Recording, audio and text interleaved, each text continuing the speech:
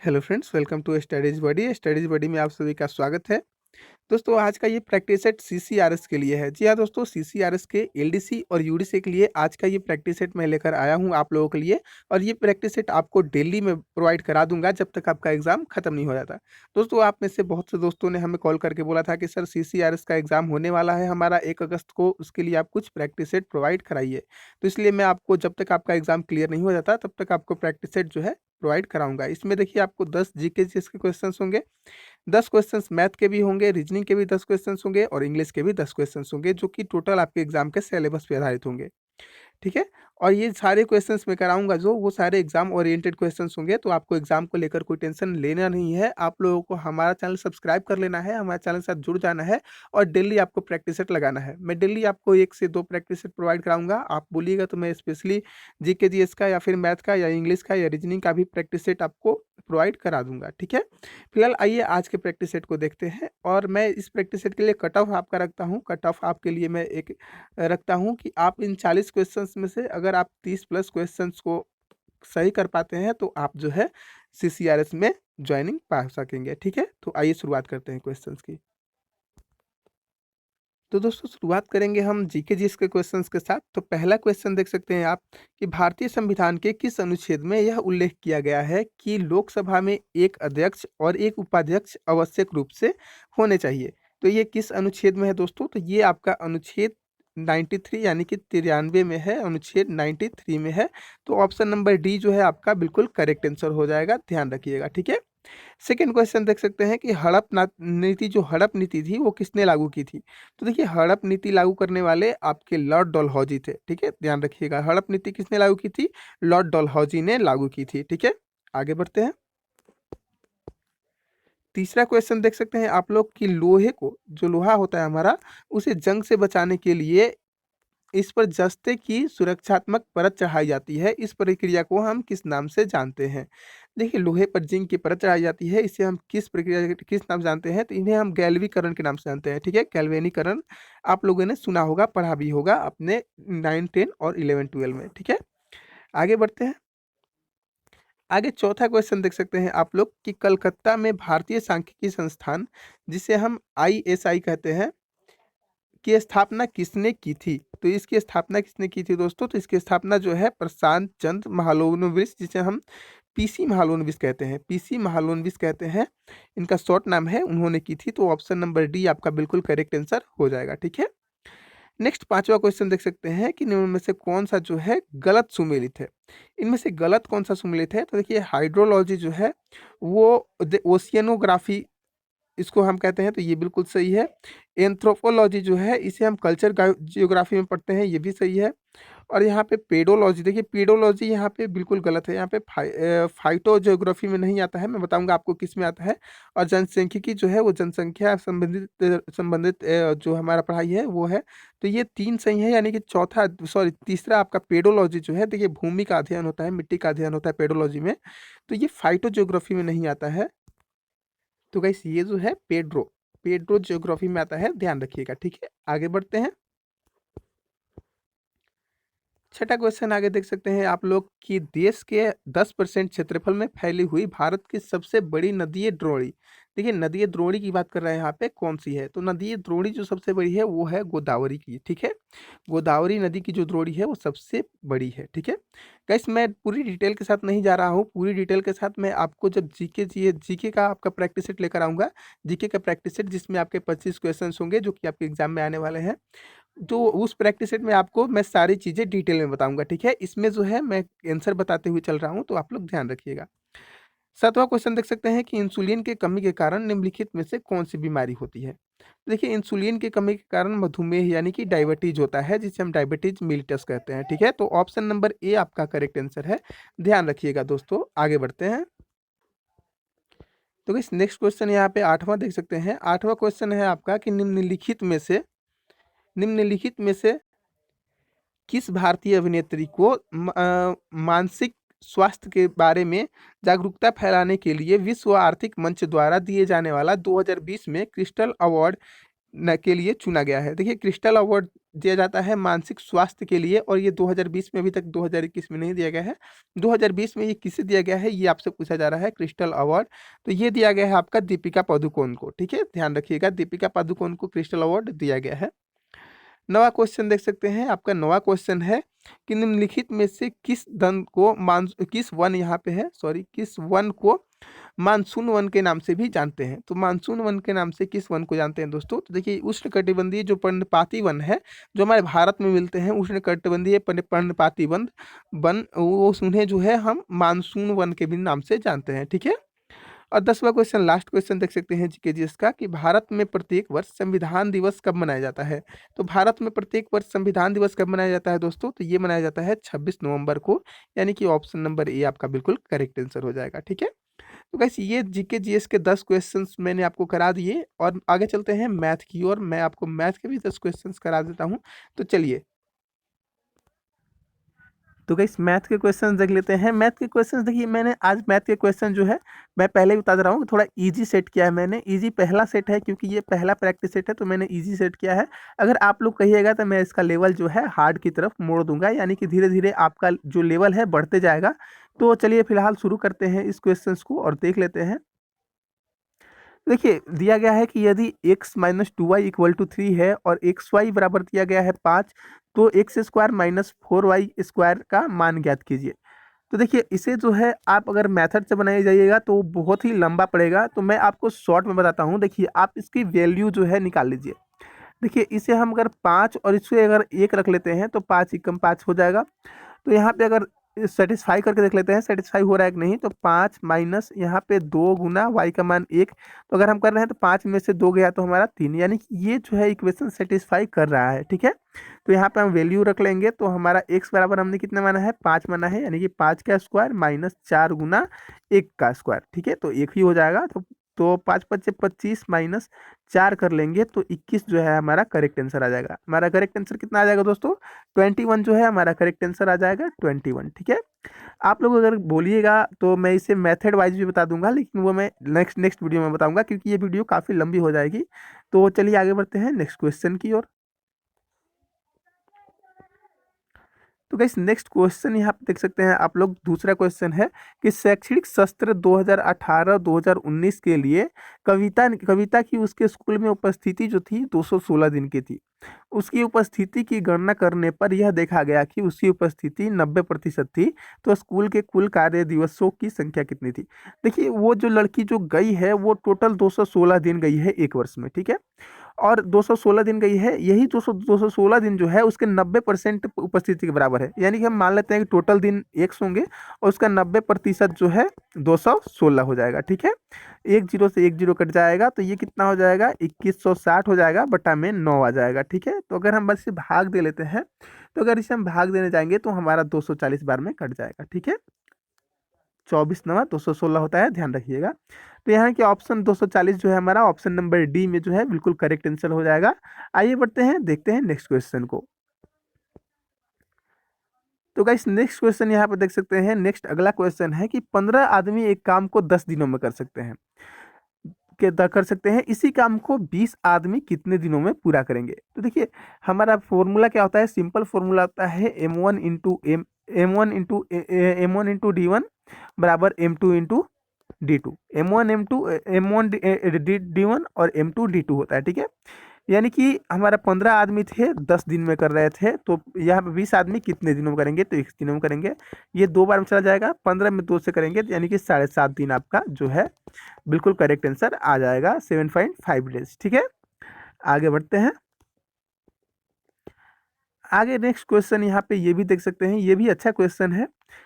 दिया गया है कि 6300 को एक्स वाई के बीच इस प्रकार बांटा जाता है कि x अनुपात y, यहाँ पे मैं लिख देता हूँ कि x/y इक्वल टू दिया है 7:5, ठीक है। और y/z इक्वल टू दिया है 4:3।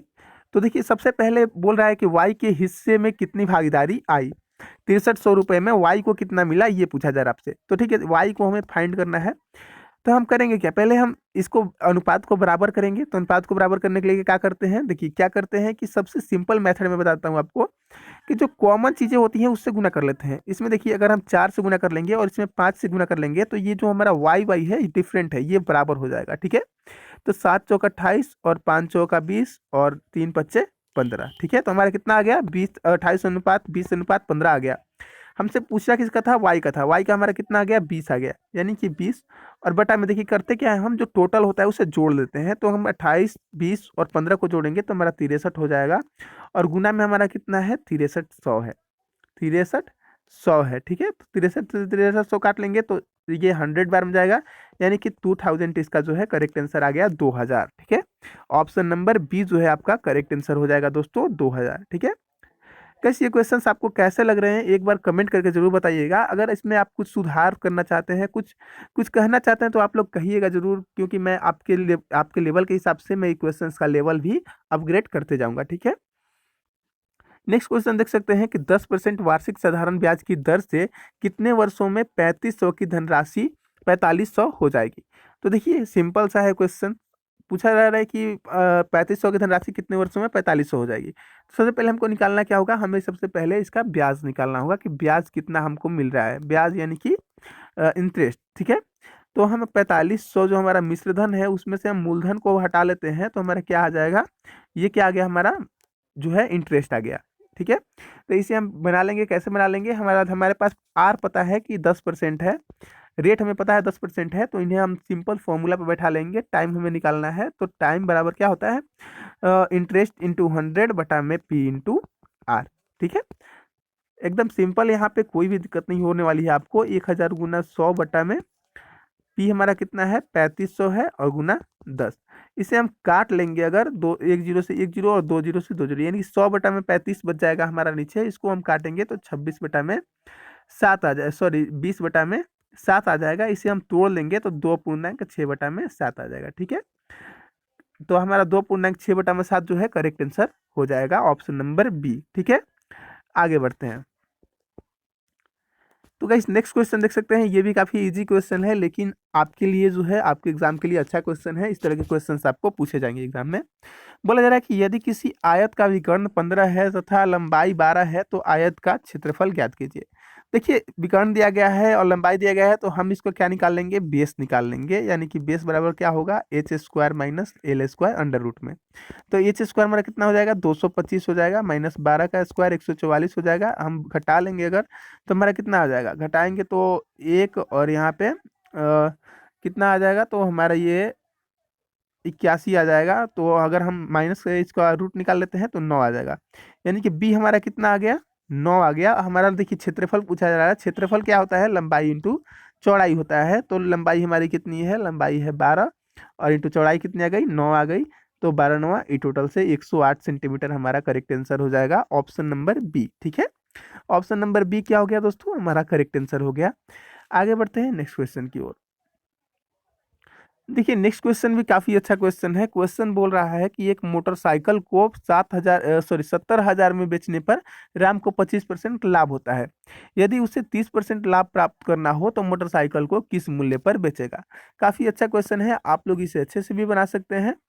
देखिए बोल रहा है कि सीपी हमें प्राप्त करना है, सीपी हमें प्राप्त करना है।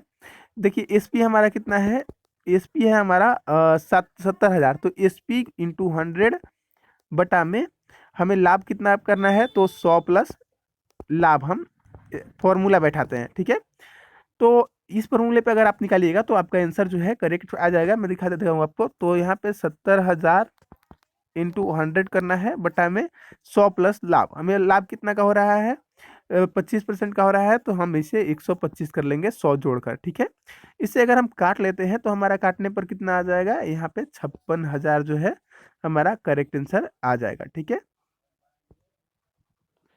तो कैसे हमें सीपी कितना प्राप्त हो गया, सीपी हमें 5600 प्राप्त हो गया, 56,000 सॉरी 56,000 हमें सीपी प्राप्त हो गया। अब हमें निकालना क्या है, नया एसपी निकालना है जिसमें हमें 30% का लाभ हो।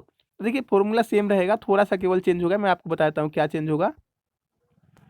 देखिए अब हमें नया जो एसपी निकालना है उसके लिए हम फॉर्मूला लगाएंगे सीपी इंटू 100 प्लस प्रॉफिट बटा में 100। ठीक है, ये फॉर्मूला लगा लेंगे और यहाँ पे हमारा सीपी कितना हो जाएगा, अब सीपी हमारा हो जाएगा 56,000 जो हमने निकाला है, और इंटू हमारा 30% लाभ यानी कि 100 जोड़ देंगे तो 130 हो जाएगा, बटा में 100।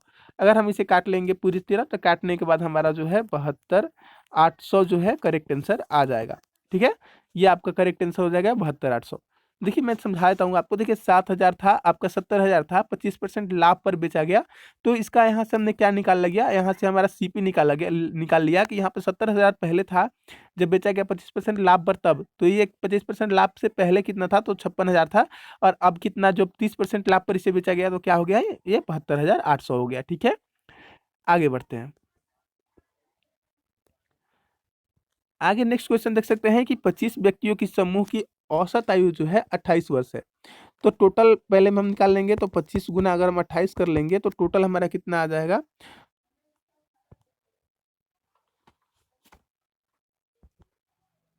तो टोटल हमारा 700 आ गया। 700 हमारा कितना आ गया, टोटल हो गया। टोटल व्यक्तियों की औसत आयु जो है 28 वर्ष थी, तो टोटल आयु हमारी कितनी आ गई, 700 आ गई। ठीक है, ध्यान रखिएगा। और बोल रहे हैं 25 वर्ष आयु वाले 5 नए व्यक्ति इस समूह में शामिल हो गए। तो 25 वर्ष आयु वाले जब 5 नए व्यक्ति शामिल हो गए, यानी कि कितनी से हमारी आयु बढ़ गई, 125 बढ़ गई। हम इसे ऐड कर लेंगे तो 5 2 और यहाँ पे 8 हो जाएगा, 825 हमारी टोटल आयु हो गई। बोल रहा है कि अब सभी व्यक्तियों की औसत आयु ज्ञात कीजिए। तो औसत आयु के लिए हम क्या करते हैं, टोटल आयु को ऊपर रखते हैं और नीचे देखिए पहले 25 व्यक्ति थे और अब 5 नए व्यक्ति आ गए हैं, तो 25 और 5 कितने हो गए, 30 व्यक्ति हो गए। तो 30 से हम इसे भाग कर लेंगे तो ये 27.5 जो है हमारा एवरेज आयु निकल जाएगा। एवरेज एज जो है हमारा कितना निकल जाएगा, 27.5 निकल जाएगा। ठीक है गाइस, मेहनत लगती है बहुत वीडियो बनाने में, तो आप लोग एक लाइक कर दीजिएगा, एक शेयर कर दीजिएगा, तो बहुत हमें अच्छा लगेगा। ठीक है, नेक्स्ट क्वेश्चन देख सकते हैं। नेक्स्ट क्वेश्चन है कि एक बाइक का सूची मूल्य उसके क्रय मूल्य से 15% अधिक है। तो लेट यहाँ पे हम क्रय मूल्य को कितना मान लेते हैं, 100 मान लेते हैं, तो सूची मूल्य हमारा कितना हो गया, 115 हो गया। ठीक है, 15% अधिक है, तो बोल रहा है इसे छूट परसेंट 20% की छूट पर बेचा जाता है, तो डीलर को हानि या लाभ प्रतिशत की गणना करें। देखिए 115 हमारा हो गया, कितना हमारा 115 रुपये हो गया जो सूची मूल्य है, तो इसे हम 20% की हानि पर भेजते हैं, यानी कि 80/100 जो हमारा निकलेगा वो हमारा क्या निकलेगा, इसका सेलिंग प्राइस निकलेगा। ठीक है, इसे हम काट लेंगे तो ये हमारा कितना हो जाएगा, 23 चौका 92, 92 आ गया, यानी कि ये हमारा देखिए 92 हमारा आ गया सेलिंग प्राइस, और हमारा सीपी कितना था, सीपी था हमारा 100। ठीक है, तो हमारा 100 सीपी है और हम सेलिंग कर रहे हैं 92 में, तो हमारा कितना हो गया 92 में, तो 8% का अंतर हो गया, यानी कि 8% की हमारी हानि हो रही है। ठीक है, तो 8% की हानि, ऑप्शन नंबर सी जो है आपका करेक्ट आंसर हो जाएगा। ठीक है, वैसे अगर आपको क्वेश्चन समझ नहीं आ रहा होगा तो मैं आपको डिटेल समझा दूंगा, मैथ का प्रैक्टिस सेट लेकर आऊंगा, मैथ का प्रैक्टिस सेट लेकर आऊंगा जिसमें आपके मैथ के टोटल 25 क्वेश्चन होंगे, उसमें आपको डिटेल समझा दूंगा सभी चीज़ें, या फिर अगर आप बोलेंगे तो मैं चैप्टर वाइज भी क्वेश्चन को समझा सकता हूँ। ठीक है, और ये मैथ का नेक्स्ट क्वेश्चन देख सकते हैं जो कि लास्ट क्वेश्चन है मैथ का। तो यहाँ पे देख सकते हैं कि रीचा बोल रहा है कि ए से बी तक यात्रा करती है 15 किलोमीटर घंटा की चाल से, बी से सी तक 20 किलोमीटर प्रति घंटा और सी से डी तक 30 किलोमीटर घंटा की चाल से यात्रा तय करती है। बोल रहा है कि सारी दूरियां जो है वो बराबर है, यानी कि A B B C C D सारी दूरियां जो है वो बराबर है, तो रीचा की औसत चाल ज्ञात कीजिए। तो चाल मान लेते हैं कि x है, चाल क्या मान लिए हम कि x है। तो देखिए टोटल हमारा सॉरी हाँ, यहाँ पे हम दूरी मान लिए कि x है, यहाँ पे डिस्टेंस हम मान लिए कितना कि x है, डिस्टेंस क्या मान लिए हम, x मान लिए दोस्तों। तो हमारा चाल क्या हो जाएगा, अगर हम डिस्टेंस x मान लेते हैं तो हमारा स्पीड क्या हो जाएगा, स्पीड हो जाएगा अगर हम बात करें 15 किलोमीटर पर घंटा यहाँ पे चाल है और 20 किलोमीटर प्रति घंटा चाल है और 30 किलोमीटर प्रति घंटा चाल है। तो देखिए ये 15 20 और 30 ये जो चालें हैं, ये 15 किलोमीटर घंटा है, 20 किलोमीटर घंटा और 30 किलोमीटर प्रति घंटा चाल है। तो हम यहाँ से क्या निकाल सकते हैं, टाइम निकाल सकते हैं, क्योंकि हमें चाहिए क्या, औसत चाल ज्ञात करने के लिए क्या चाहिए हमें, औसत चाल ज्ञात करने के लिए कुल डिस्टेंस बटा में कुल टाइम चाहिए। औसत चाल हमें औसत स्पीड ज्ञात करने के लिए क्या चाहिए, कुल डिस्टेंस बटा में कुल टाइम चाहिए। तो हमारे पास डिस्टेंस हमने x मान लिया, स्पीड हमारे पास दिया गया है और हमें टाइम निकालना है। तो टाइम बराबर क्या होगा, दूरी बटा में चाल होगा। दूरी हमारा x है, चाल कितना हो जाएगा 15। इस तरह से अगर हम करें तो देखिए स्पीड निकालने के लिए हम क्या कर सकते हैं, सभी डिस्टेंस को जोड़ लेते हैं और बता मैं हमारा समय क्या हो जाएगा, समय देखिए एक हो जाएगा x बटा में 15 प्लस x बटा में 20 और प्लस x बटा में 30। ठीक है, आप इसे सॉल्व कर लीजिएगा, ये 3x हो जाएगा और इसे आप लोग एलसीएम लेके सॉल्व कर लीजिएगा तो आपका जो है करेक्ट आंसर निकल के आ जाएगा। अगर आप लोगों को प्रॉब्लम होगा तो मैं इसे भी सॉल्व करके बता देता हूँ आप लोगों को। तो देखिए यहाँ पे अगर सॉल्व करने जाइएगा तो देखिए यहाँ पे क्या हो जाएगा, एक्स प्लस एक्स हो जाएगा और एक्स बटा में 15 जैसे मैंने बताया, एक्स बटा में 20 और एक्स प्लस एक्स बटा में 30 हो जाएगा ये। तो ये हो जाएगा, ये तीनों को जोड़ लीजिएगा तो ये 3x हो जाएगा और इनका एलसीएम लीजिएगा तो ये देखिए ये 60 हो जाएगा और यहाँ पे 15 चौका 60 तो ये 4x हो जाएगा और ये 3x हो जाएगा और ये 2x हो जाएगा। ठीक है, तो यहाँ पे क्या हो जाएगा 3x इंटू ये 60 जो तीसरा बटा है वो ऊपर चला जाएगा और यहाँ पे 4x 3x और 2x तो 4 3 7 2 9x नीचे हो जाएगा। ठीक से एक से कट गया, 3 कट गया यानी कि 3 से अगर काट लेते हैं तो 20। तो 20 किलोमीटर प्रति घंटा जो है हमारी चाल हो जाएगी। करेक्ट आंसर औसत चाल क्या हो जाएगी हमारी 20 किलोमीटर प्रति घंटा। ठीक है, तो वैसे यहाँ पे मैथ के क्वेश्चन समाप्त हो रहे हैं और आगे हम चल रहे हैं रीजनिंग के क्वेश्चन देख लेते हैं। ठीक है, आइए। तो फ्रेंड यहाँ पे हम देख रहे हैं रीजनिंग का पहला क्वेश्चन। रीजनिंग का पहला क्वेश्चन देख सकते हैं यहाँ पे कि जी के बाद यहाँ पे जी को रिलेट किया गया है डी से, ओ को रिलेट किया गया है क्यू से, ए को रिलेट किया गया है वाई से और टी को रिलेट किया गया है डब्ल्यू से। तो देखिए जी जो है उसमें जो है माइनस हो रहा है यहाँ पे डी में, यानी कि डी अगर इधर से गिनेंगे तो डी के बाद ई एफ जी यानी कि ये -2 जा रहा है। यहाँ पे जी जो है -2 जा रहा है और यू ओ जो है ओ के बाद पी क्यू, सॉरी यहाँ पे -3 जा रहा है, ये जी के डी डी के बाद ई एफ जी। ठीक है, -3 जा रहा है और ये प्लस में 2 जा रहा है ओ के बाद पी क्यू। ठीक है, और ए के बाद यहाँ पे वाई से माइनस में जा रहा है, माइनस में 2 जा रहा है और ये जो है प्लस में क्या हो रहा है 3 ले रहा है। तो इसी तरह से अगर हम गिन लेते हैं तो देखिए यहाँ पे माइनस में 3 करना है, यानी कि 3 किसके किसके बाद माइनस में आ रहा है। तो देखिए अगर हम यहाँ से गिने तो पी से अगर देखते हैं तो पी के बाद क्यू आर एस टी, यहाँ 4 हो जा रहा है, आर के बाद एस टी तीन यहाँ पे 2 हो रहा है और यहाँ पे क्यू से अगर देखते हैं तो क्यू आर एस के बाद हमारा टी आ रहा है। ठीक है, हमने इस तरह से गिना है तो यहाँ पे ऑप्शन नंबर सी जो है हमारा क्लियर हो गया कि ये करेक्ट आंसर हो जाएगा। ठीक है, नेक्स्ट क्वेश्चन देख सकते हैं कि इसमें से असंगत को चुनना है कि असंगत कौन सा है। ठीक है, असंगत इसमें चुनना है तो देखिए अगर और इस पहले इस क्वेश्चन में थोड़ा सा और बताता हूँ कि अगर इस तरह के क्वेश्चंस आपको समझ में नहीं आते हैं तो देखिए आप सिंपली इसे कैसे बना सकते हैं। GOAT दिया गया है तो देखिए सिंपली आपको बनाने का मैं तरीका बताता हूँ। DQYW दिया गया है तो देखिए यहाँ से गिन लीजिए, आप उंगली उठाइए, डी के बाद गिनिए जी कितना बार में आ रहा है कि डी के बाद EFG, डी के बाद क्या आ रहा है EF यानी 2 आ रहा है, ओ के बाद PQ।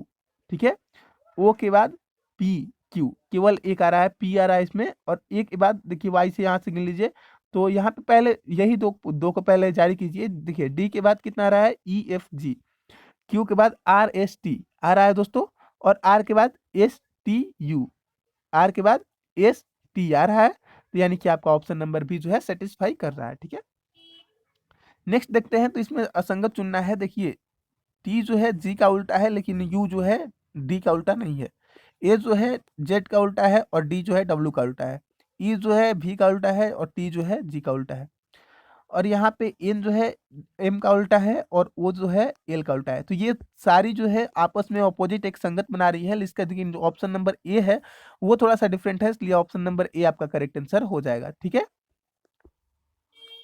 नेक्स्ट क्वेश्चन देख सकते हैं। नेक्स्ट क्वेश्चन में दिया गया है कि कार्य जो है जूल में मापा जाता है तो क्षेत्रफल किस में मापा जाएगा, तो ये हेक्टेयर में मापा जाएगा। ठीक है, इसमें से भी आपको असंगत चुनना है कि इसमें असंगत कौन सा है। तो देखिए बाकी सभी जो है नॉर्मल संख्याएं हैं लेकिन ये जो है एक स्क्वायर है। ठीक है, ये क्या है, एक स्क्वायर है, 15 का स्क्वायर 225 है। अगर इस तरह से नहीं देखते हैं तो आप इस तरह से भी देख सकते हैं कि ये सारी सम संख्याएं हैं, इवन नंबर्स हैं और ये जो है विषम संख्या है, ऑड नंबर है, ये भी ध्यान रख सकते हैं। ठीक है, इसमें भी आपको असंगत चुनना है। असंगत इसमें से कौन सा है ये आपको चुनना है इसमें भी। तो ये आप कैसे चुनिएगा, तो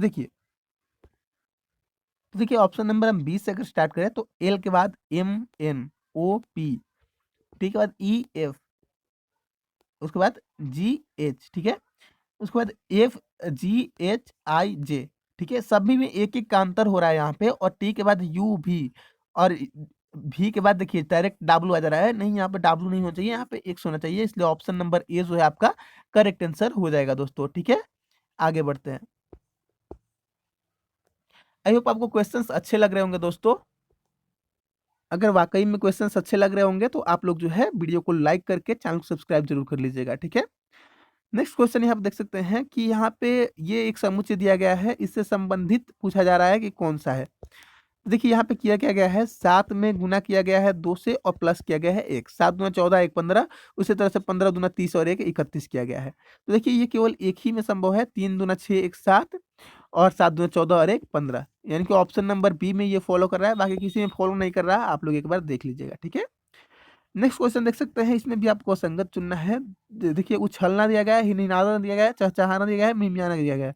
देखिए चहचहाना, मिमियाना और हिनहिनाना सभी एक तरह से संबंधित है, क्योंकि ये सब बोले जाते हैं, और उछलना जो है कार्य की शारीरिक कार्य है, इसलिए ऑप्शन नंबर ए आपका करेक्ट आंसर हो जाएगा दोस्तों। ठीक है गाइस, मुझे पता है ये क्वेश्चंस आप भी काफी इजी तरीके से कर सकते हैं, लेकिन एग्जाम में आपको ऐसे ही क्वेश्चंस मिलेंगे। ये इजी तो है, लेकिन इसमें आपको टाइम बहुत ही कम लगाना होगा। ठीक है, मैं इसलिए बता रहा हूँ क्योंकि आपका कम टाइम जाया हो, आप इसे कैसे कर सकते हैं ये मैं बताता हूँ। ठीक है, देखिए इसमें पहले कमरा होगा, उसके बाद कमरे के बाद फ्लैट होगा, फ्लैट में अपार्टमेंट में फ्लैट होता है, उसके बाद गली में फ्लैट अपार्टमेंट होती है, और शहर में क्या होती है, गली होती है। ठीक है, तो यहाँ पे 3 होगा पहले, तो 3 देखिए इसमें पहले है, उसके बाद कमरा होगा, पहले कमरा हुआ, फिर फ्लैट हुआ, फिर अपार्टमेंट, फिर गली, फिर शहर, यानी कि ऑप्शन नंबर ए जो है आपका करेक्ट आंसर होगा दोस्तों।